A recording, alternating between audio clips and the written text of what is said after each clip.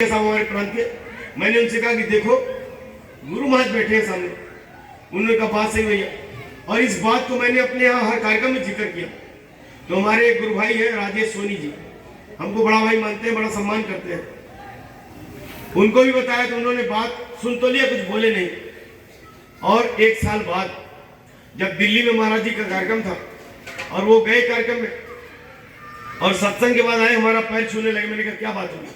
बोले हमको माफ कर दी। मैं कहा क्या गलती की तुमने? अभी तो तुम्हारी मुलाकात ही नहीं है। बोले मुझसे बड़ी भारी भूल होगी। मैं क्या कि आपने जो कहा था ये बात, ये गुरु महाराज के मंच में दर्शन हुए, मैंने इस बात को नहीं माना था। आज मैंने स्वयं महाराज जी के ऊपर गुरु महाराज का दर्शन। आप समझो, आप गुरु महाराज कहाँ मिलेंगे? कहते हैं गुरु महाराज आपको पार करेंगे, आपके गुरु वही रहेंगे। तो गुरु महाराज कहाँ है? अरे कोई हाड़ मांस का पुतला गुरु थोड़ी होता है। गुरु एक पावर होती है, एक शक्ति होती है। वो शक्ति अपने सामने ही उनको तैयार करते हैं। 40 साल अपनी सेवा के बदले उनको तैयार किया, दैहिक दैविक भौतिक आध्यात्मिक पावर दिया और नामदान देने का अधिकार दिया, आदेश दिया। लेकिन महापुरुष ने नामदान नहीं दिया 1 साल गुरु महाराज के जाने के बाद। क्यों? क्योंकि आदेश तो दे दिया था, ये अधिकार नहीं मिला था। अधिकार तब मिलता है जब गुरु अपनी पूरी पावर उतार देते हैं और अंतर में आदेश देते हैं। जब गुरु में कहते थे कि जब अंतर में आदेश मिलेगा तब नामदान दूंगा, और जब गुरु पूर्णिमा में गुरु मान ने कहा नामदान दे दो, नहीं देर हो जाएगी, और पूरा पावर दिया, तब जयपुर में गुरु पूर्णिमा में और वहां पर जयपुर में उन्होंने इस चोले को धारण किया, गुरु के चोले को धारण किया। और वहां पर जब वो बैठे मंच पे, तो जो देखने वालों ने देखा कि कबीर साहब से लेकर गुरु महाराज तक सारे महात्मा आशीर्वाद दे रहे थे। सबकी पावर लेकर के महाराज जी बैठे हैं और युग परिवर्तन की तैयारी कर रहे हैं। और हमसे आपसे चाहते हैं कि हम आप इस काम में सहयोगी बने। सहयोगी तब बनेंगे जब लोगों की जान बचाने का अभियान हम चलाएंगे, लोगों को शाकाहारी बनाने का। अरे कहीं नहीं जा सकते तो आपके आसपास वाले उन्हीं से मिल लीजिए, बहनों को जाकर बहनें मिले, भाइयों को जाकर भाई मिले, शाकाहारी का संदेश दे। और इस समय जो नया साल का कार्यक्रम होने उसमें उनको लेकर के नामदान दिला दे। गुरु महाराज ने कहा है कि नामदान दिलाना दुनिया का सबसे बड़ा। तो 10 परिवार की जिम्मेदारी यहाँ पर आए परदेशीपुरा के है, ठीक है। और माताओं बहनों को भी ये जिम्मेदारी दे दी जाए, जो करना चाहती वो भी इस काम में उनको भी लगाया जाए, वो भी इस काम को करें ताकि काम जल्दी पूरा हो जाए।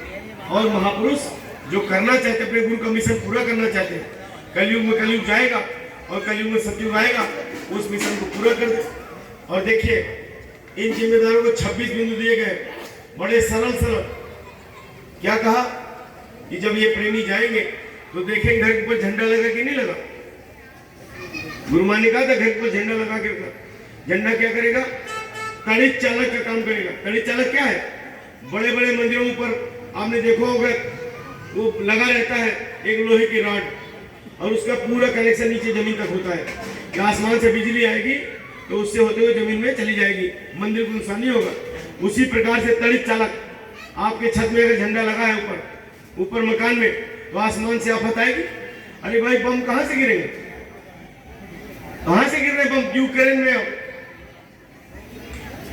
गावा में, तमाम अरब इजराइल में कहां से गिर रहे हैं? आसमान से गिर रहे हैं। तो आसमान से कोई आफत आएगी तो झंडा लगा रहेगा तो रक्षा होगी कि नहीं होगी? रक्षा होगी नहीं होगी?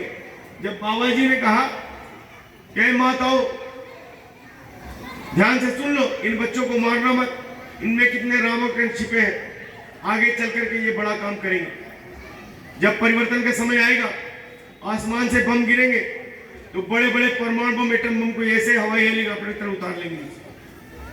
तो जो बम गिरेगा तो आपके छत में अगर गिरा तो फटेगा नहीं, या इधर उधर गिरेगा, रक्षा आपकी होगी।